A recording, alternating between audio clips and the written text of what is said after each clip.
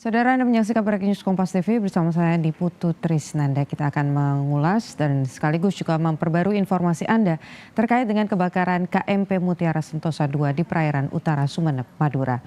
Membuat ibu bersama suami dan buah hatinya terpaksa melompat ke laut demi menyelamatkan diri. Dan biar itu aja, kalau memang susah naik dari itu biar kita ambil aja. Kita yang ambil aja, Pak. Oke, kita penguatan Siantar standby di sini, Cap. Kita sudah siapkan safety net di sebelah kanan kiri. Nanti di sebelah kanan kita pindah sebelah kiri. Inilah detik-detik yang memperlihatkan penumpang KMP Mutiara Sentosa II yang terpaksa melompat ke laut demi menyelamatkan diri dari kebakaran kapal. Sebelum terjun ke laut, penumpang telah diberikan jaket pelampung. Indrianti, penumpang yang selamat dari insiden kebakaran tersebut, mengaku terpaksa melompat ke laut bersama suami dan anaknya setelah bertahan lebih dari 1 jam sejak kebakaran terjadi dan api terus membesar. Meski demikian, ia harus terombang-ambing di tengah laut lebih dari 1 jam sebelum akhirnya dievakuasi oleh kapal penolong.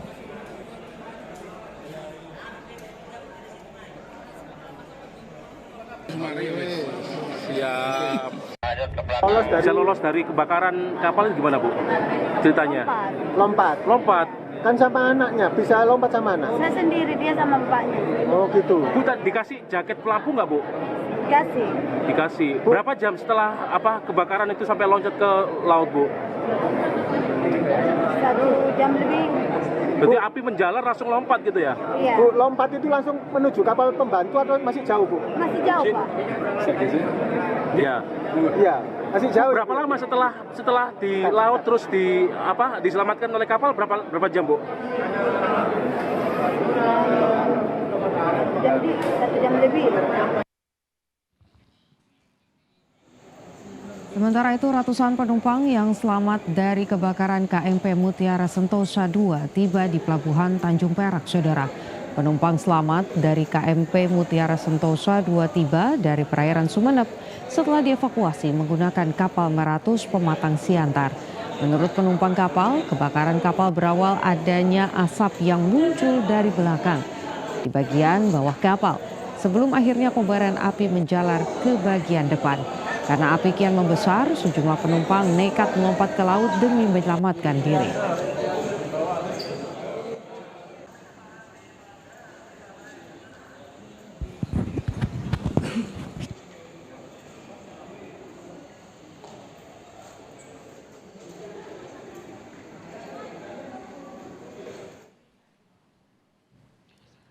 Sembilan penumpang KM Mutiara Sentosa II yang selamat dari insiden kebakaran kapal dipindahkan dari kapal SC Ayla 17 ke KN SAR 249.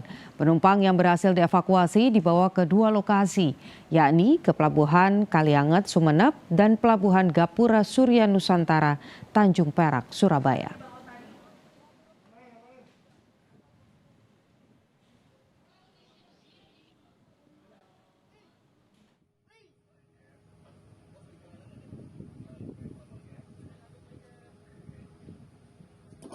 Oke, sip.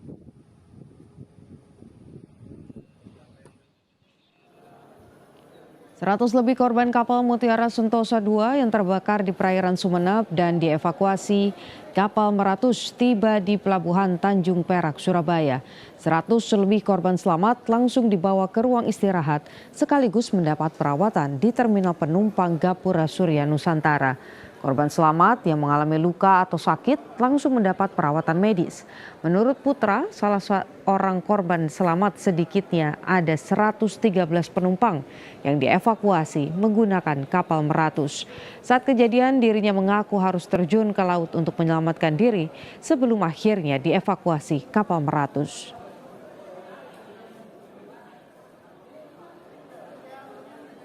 Mas, tadi berapa orang, Mas, yang dibawa ke sini? 100? 13. Nah, ini naik kapal apa tadi di sini, Mas? Tadi emang dievakuasi sama kapal Meratus atau seperti apa, Mas?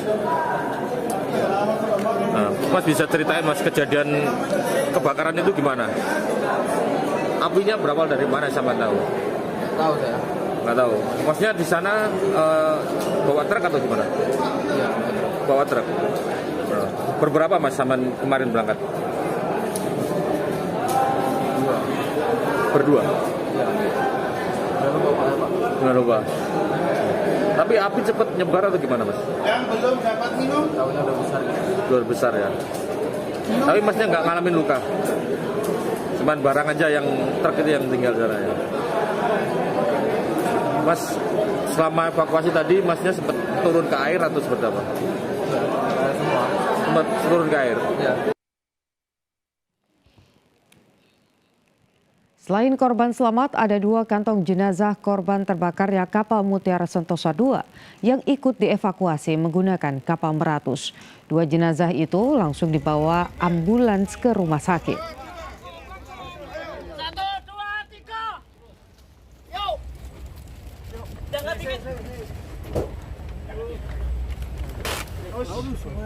Alhamdulillah. Ya nggak, ini barangnya biar di.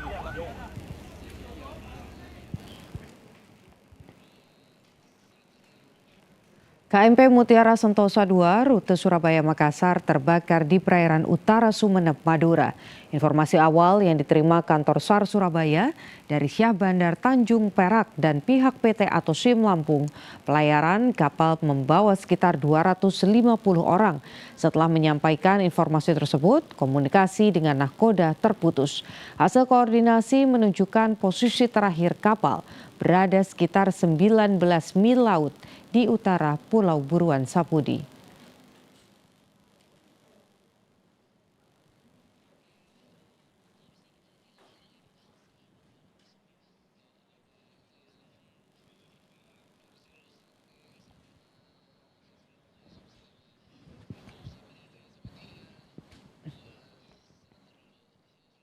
Terbakarnya kapal Mutiara Sentosa II di perairan Sumeneb, Jawa Timur hingga kini masih diselidiki penyebabnya. Proses evakuasi pun masih terus dilakukan. Kita akan membahasnya bersama pengamat maritim Marcelus Hakeng Jaya Wibawa dan anggota Komisi 5 DPR fraksi PKB Syaiful Huda. Selamat pagi Bapak-Bapak. Selamat pagi Mbak Ni. Kita akan diskusi dulu dengan Pak Marcelus terlebih dahulu. Kalau melihat peristiwa yang terjadi di perairan Sumeneb, bagaimana Anda melihatnya? Ini disebabkan oleh apa, Pak? Ya Mbak Niputu. Pertama kita patut berbelasungkawa ya atas kejadian yang terjadi. Sudah ada 5 korban yang ditemukan. Dan kita patut apresiasi atas langkah-langkah positif yang dilakukan oleh para pihak untuk mencegah situasi semakin berkembang ya. Terkait dengan penyebabnya apa dan bagaimana ini bisa terjadi, saya yakin saat ini proses investigasi sedang dilakukan oleh para pihak, termasuk dalam hal ini oleh Komite Nasional Keselamatan Transportasi, Mbak. Karenanya kita patut menunggu nih hasil investigasinya seperti apa, karena memang berdasarkan informasi yang beredar, ada dari truk, ada juga dari bagian bawah kapal, itu semua merupakan hipotesa-hipotesa yang pastinya akan membantu tim investigator dalam melakukan penyelidikan. Kita masih sama menunggu, Mbak. Oke, proses investigasi untuk mengetahui penyebab masih berjalan. Tapi kita mau mengulas dan saya juga mau minta pendapat Anda begitu ya terkait dengan kasus ini dengan adanya peristiwa kebakaran kapal laut begitu. Kalau Anda melihatnya seperti apa, Pak? Apa celah yang kemudian ada sehingga muncul 5 orang yang akhirnya dinyatakan sebagai korban meninggal dunia?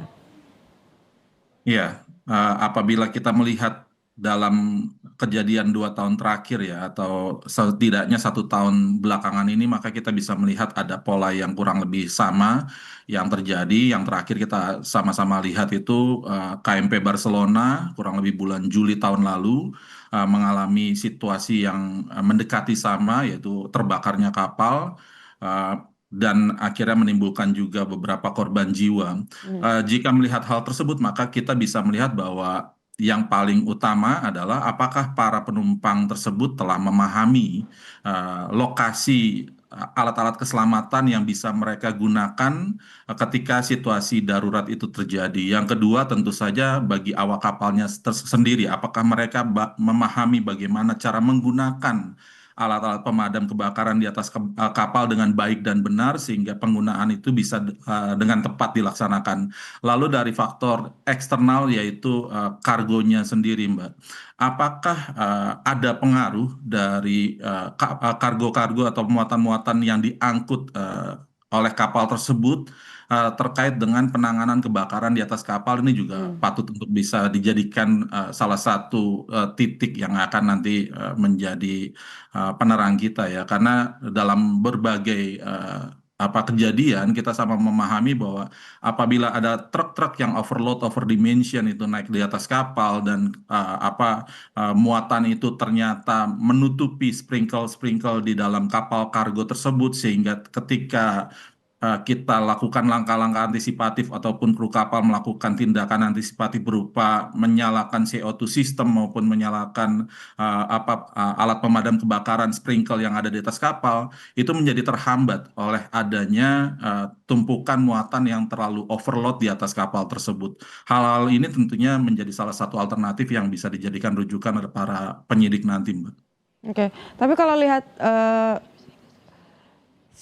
kita akan bergeser terlebih dahulu karena tadi juga sudah bergabung anggota Komisi 5 DPR RI fraksi PKB ada Saiful Huda sudah bergabung dengan Kompas TV. Terima kasih ada Niputu Pak di studio. Pak Huda, melihat peristiwa yang terjadi di perairan Sumeneb ada 5 korban jiwa juga. Bagaimana tanggapan dari DPR? Terima kasih Mbak Niputu, Pak Marsilius, selamat pagi. Pertama, tentu kita sangat prihatin dan sekali lagi kita sampaikan bela sungkawa. Sekali lagi peristiwa ini tentu tidak kita inginkan bersama. Karena itu dalam berbagai kesempatan Mbak Niputu, kami di Komisi 5 terus mendorong pemerintah isu menyangkut soal keselamatan bertransportasi kita ini perlu jadi komitmen bersama. Jadi kalau kita lihat dari kaleidoskop kecelakaan dari transportasi publik kita, baik di darat, di laut, frekuensinya makin meninggi. Tentu ini menyangkut soal kelaikan dari baik kapal maupun misalnya kereta api yang kita alami kemarin terakhir di Bekasi, yang usianya sudah menua dan seterusnya itu. Nah karena itu isu menyangkut soal keselamatan ini harus menjadi arus utama yang harus jadi concern semua pihak, terutama pemerintah. Karena dari berbagai mandatori yang kita lihat dari regulasi yang kita punya, memang banyak celah di mana regulasi bunyi apa, tapi prakteknya di lapangan seperti apa. Tapi tadi betul disampaikan oleh Pak Marsilius misalnya, isu menyangkut soal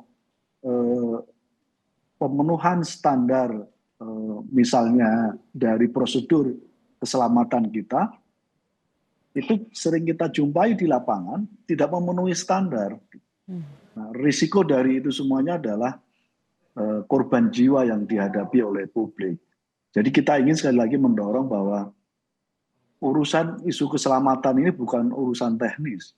Ini soal mandat konstitusi kita di mana perlindungan terhadap masyarakat kita, termasuk masyarakat pengguna transportasi publik kita, itu kewajiban betul yang harus dipenuhi oleh pemerintah, dipenuhi oleh semua stakeholder yang terkait, yang menyelenggarakan transportasi, itu harus terpenuhi secara baik. Nah, saya termasuk yang kira-kira sejak dari awal betul-betul worry terkait dengan komitmen ini apakah terlaksana dengan baik atau tidak. Karena itu betul apa disampaikan oleh Pak Marsilius tadi itu, saya membayangkan bahwa ini semua karena dampak pengabaian dari standar keselamatan pelayanan dan sekaligus terkait dengan pemenuhan standar prosedur pelayaran kita yang kira-kira tidak terpenuhi dengan baik. Misalnya isu menyangkut soal rem cek dari semua kapal transportasi publik kita. Ada pertanyaan mendasar, apakah rem cek itu bisa dilaksanakan dengan baik dan rutin selama ini? Gitu. Yang kedua, terkait dengan pengawasan misalnya, apakah betul pengawasan di kepelabuhanan kita sudah diselenggarakan dengan baik, atau ada semacam pengabaian di mana pengawasan di pelabuhan sangat longgar dan tidak memenuhi prosedur yang sesungguhnya sudah dimandatkan oleh berbagai regulasi, dan termasuk menyangkut soal prosedur tanggap darurat. Apakah semua alat keselamatan itu ada semua di kapal yang bersangkutan atau tidak gitu. Nah, isu-isu ini yang saya kira kita berharap ke depan tidak boleh dikompromikan. Jadi dalam berbagai kesempatan kami sampaikan bahwa semua standar menyangkut soal pelayanan, keselamatan transportasi publik kita tidak boleh dinegosiasikan atau tidak boleh dikurangi. Nah, pada konteks ini saya kira peristiwa ini tidak boleh terjadi kembali ke depan. Yang kedua, Mbak Ni, ini kan peristiwa yang sebenarnya sudah berulang 2 kali. Kapal yang sama tahun 2017 dan ada kapal satu lagi yang berbeda di perairan yang sama. Nah, pertanyaannya pada konteks isu keselamatan misalnya, apakah sudah ada penempatan kapal pemadaman kebakaran yang sudah berulang kali terjadi di wilayah perairan Sumeneb ini, yang kira-kira sengaja ditempatkan kapal pemadam kebakaran itu karena melihat berbagai peristiwa yang yang dulu sudah terjadi. Karena begitu semestinya ada kapal pemadam kebakaran yang ada di situ, yang standby setiap saat, saya kira bisa kita pastikan begitu ada musibah bisa dievakuasi dengan baik dan bisa proses penanganan SAR-nya akan bisa lebih cepat juga dan pasti akan mengurangi potensi kematian dari para pengguna transportasi publik kita, dalam hal ini para penumpang kapal. Oke.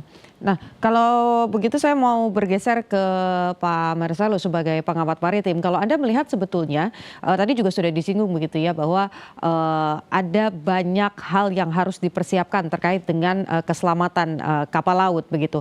Anda melihat sejauh ini seperti apa? Tadi Pak Huda bilang masih ada banyak celahnya, ada pemenuhan standar keselamatan yang belum maksimal, kemudian juga keberadaan kapal pemadam.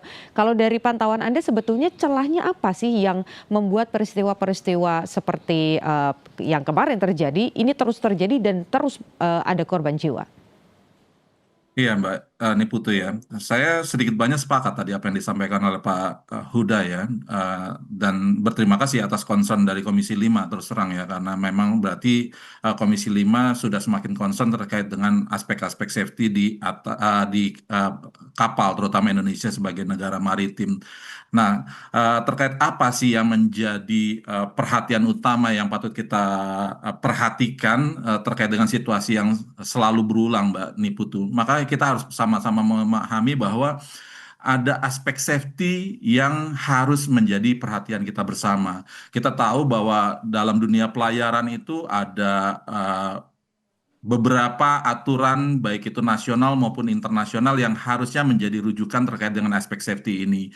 Yang paling utama tentu ada safety of the life at sea, yaitu ada SOLAS, itu biasanya diatur dalam chapter 2, lalu juga ada di dalam International Safety Management Code, lalu juga ada dalam standar training certification of watchkeeping. Nah, itu semua apakah dunia pelayaran kita sudah full adopt terkait dengan hal tersebut, ataukah kita bahkan baru mendengar idiom-idiom ini baru saat ini saja.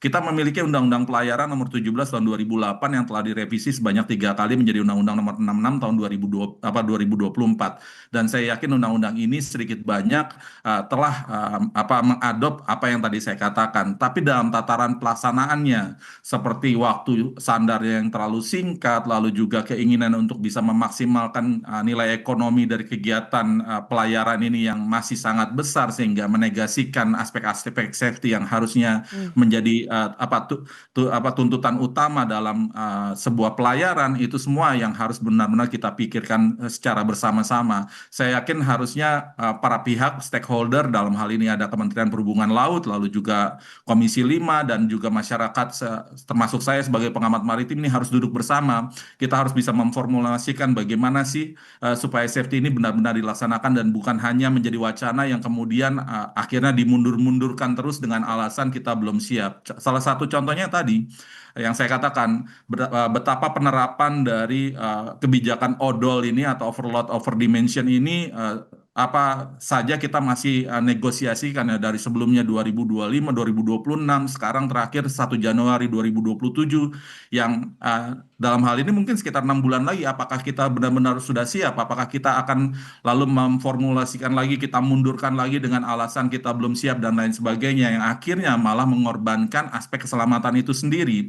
Kita sama tahu kalau yang namanya pelayaran di luar sana itu kalau misalnya terjadi kecelakaan seperti ini bahkan bisa dibangkrutkan perusahaan pelayaran yang bertanggung jawab terkait dengan itu. Apakah di Indonesia apa tuntutan semacam ini bisa diterapkan? Itu semua perlu kita pikirkan secara bersama-sama. Itu mungkin pandangan dari saya, Mbak. Oke, tapi kalau melihat bagaimana kemudian video-video yang saat ini juga ditampilkan begitu dan kita lihat bersama, ini kan penumpang-penumpang banyak yang kemudian sudah menggunakan life jacket. Apakah itu juga salah satu tanda bahwa sebetulnya prosedurnya ini sudah ke arah yang benar, tapi memang proses evakuasinya yang mengalami kendala sehingga korban-korban ini harus menunggu dalam kurun waktu yang cukup lama, Pak Marcelus?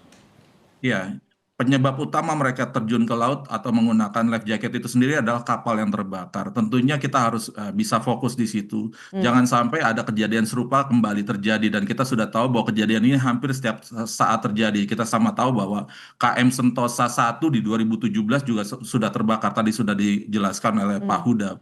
Baru kita masuk tadi, betapa ternyata dalam hal ini para penumpang sudah banyak yang menggunakan life jacket. Itu dalam kesimpulan yang bisa saya jabarkan sementara mengatakan bahwa para penumpang ini telah dijelaskan oleh para anak buah kapal di mana letak alat keselamatan tersebut. Terkait dengan skoci penyelamat, apakah sudah digunakan atau tidak, itu satu dan lain hal yang perlu kita diskusikan kembali karena seharusnya jumlah skoci penyelamat adalah sebanyak jumlah penumpang yang ada di atas kapal itu, baik di satu sisi kiri maupun di sisi kanan. Kita masih menunggu tentu saja apa kesimpulan yang diberikan oleh KNKT dalam hal ini, tapi kalau kita lihat dari rekaman-rekaman yang beredar, saya belum melihat adanya skoci penyelamat yang digunakan untuk bisa menyelamatkan para penumpang di atas kapal tersebut. Tapi kita patut apresiasi juga betapa kru kapal telah memberikan pengetahuan terkait dengan di mana letak pelampung-pelampung tersebut sehingga jumlah korban bisa diminimalisir. Demikian Mbak Niputu. Oke, baik. Nah, untuk mengetahui lebih lengkap lagi bagaimana situasi dan juga proses evakuasi di sana, kita akan menghubungi Kepala Kantor SAR Surabaya, Nanang Sigit, yang sudah bergabung juga di Breaking News Kompas TV. Pak Nanang, selamat pagi. Dengan Niputu di studio hingga saat ini, bagaimana Pak perkembangan data dari tim SAR? Berapa jumlah korban, kemudian berapa jumlah yang selamat, dan berapa yang masih dicari? Ya, selamat pagi Mbak Putu. Terkait perkembangan operasi SAR Mutiara Sentosa 2 saat ini, bahwa data terkini manifest adalah 236 dengan kondisi yang sudah terevakuasi saat ini adalah 234. Secara matematis memang tinggal 2 yang belum terevakuasi, akan tetapi data ini masih kami konfirmasi kembali ke pihak owner kapal, apakah data manifest itu sudah pasti dengan 236 tersebut atau ada hal yang kemudian perlu diperhatikan kembali ataupun dicatat kembali. Okay. Kemudian untuk yang gimana? Baik, penegasan Pak terkait dengan korban meninggal terakhir ada 5 orang, apakah ada penambahan, jumlahnya sekarang berapa? Ya, untuk korban meninggal sampai saat ini hanya ada 5 korban meninggal dan saat ini juga sudah semua korban meninggal terbawa ke Surabaya. Dan dari beberapa kapal yang kemarin melaksanakan evakuasi, beberapa kapal yang membawa korban sudah sandar di Tanjung Perak, Surabaya, mulai dari tadi malam pukul 10:45 kapal Meratus Pematang Siantar yang membawa 113 orang korban dengan kondisi 111 selamat dan 2 dalam kondisi meninggal dunia. Kemudian pada pukul 02.00 dini hari tadi juga KN SAR Permadi dengan membawa 9 korban dalam kondisi selamat sandar di Pelabuhan Kalianget Sumeneb. Kemudian dilanjutkan pada pukul 06:45 KM Selaras dengan membawa 13 orang korban sandar di dermaga Tanjung Perak, Surabaya dalam kondisi 13 orang tersebut sehat. Kemudian pagi tadi kapal Verindo 1 membawa 9 orang dalam kondisi 8 sehat atau 8 selamat dan 1 kondisi meninggal dunia pada pukul 7.00 sandar di Pelabuhan Tanjung Perak, Surabaya. Sementara yang terakhir baru saja dari KRI Nala yang membawa 32 korban dengan kondisi 30 selamat dan 2 dalam kondisi meninggal dunia, baru saja sandar di pelabuhan di wilayah Surabaya. Oke, pertanyaannya adalah ketika saya mau mengkonfirmasi, artinya seluruh korban selamat sekarang posisinya ada di Surabaya begitu ya Pak? Bagaimana kondisinya? Apakah semua masih berada di posko atau sudah mulai ada keluarga yang juga datang untuk menjemput mereka Pak? Ya, untuk kondisi korban belum semuanya ada di Surabaya, masih ada 1 kapal yang belum merapat, yaitu kapal TBH Nur 26 yang membawa 57 orang korban. Saat ini masih di perairan Masalembo dan sedang dalam proses transfer korban ke KM Masalembo yang kemudian nanti akan bergerak merapat menuju ke Tanjung Perak, Surabaya, yang diperkirakan nanti malam baru sampai di Surabaya. Untuk korban selamat sendiri yang saat ini sudah ada di Surabaya, kami sudah menyampaikan ataupun menyerahkan kepada owner kapal untuk kemudian dibawa ke penampungan tempat peristirahatan. Oke, jadi saya mau konfirmasi dari total penumpang jumlahnya adalah 236 ya Pak ya? Iya betul. Oke, dan kapal yang kemudian digunakan untuk proses evakuasi totalnya ada 5 kapal atau masih ada lagi kapal yang dikerahkan untuk kemudian mengevakuasi para korban? Ya, untuk yang mengevakuasi para korban tadinya dari 10 kapal, kemudian ditransfer ke beberapa kapal ditampung di Permadi, di Pematang Siantar, kemudian KM Selaras, Verindo dan KRI Nala yang kemudian membawa ke Tanjung Perak, Surabaya. Oke, tadi dari informasi yang Anda berikan masih ada 2 lagi yang namanya ada di manifest dan ini masih dalam proses pencarian begitu. Titik proses evakuasinya seperti apa Pak? Apakah diperluas atau ada fokus hanya di area TKP kebakaran kapal saja? Ya untuk saat ini dari kemarin sore memang secara visual kita melihat di kapal maupun di dalam kapal itu tidak terlihat lagi adanya korban. Kemudian termasuk juga di perairan di sekitar kapal tersebut berada juga kami tidak melihat adanya korban. Akan tetapi tentunya dengan kemudian masih ada selisih 2 yang belum ditemukan.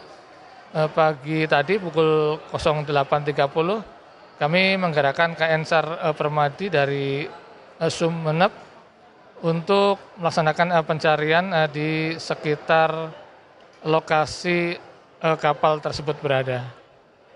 Total ada berapa Pak petugas dari SAR kemudian juga petugas gabungan yang dikerahkan untuk proses pencarian?